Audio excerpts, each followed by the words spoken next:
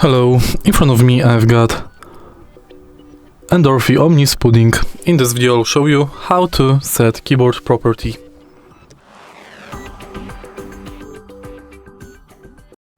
To manage keyboard properties, firstly make sure that your keyboard is connected with PC, and next go to Endorfy app.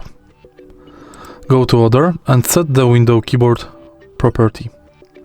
Now you can change repeat delay and repeat rate.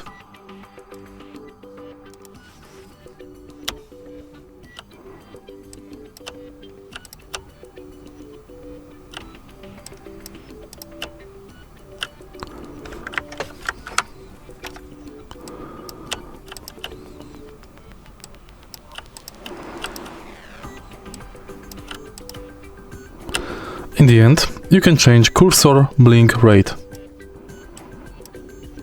Apply and it's done. If you find this video helpful, please leave like, comment and subscribe.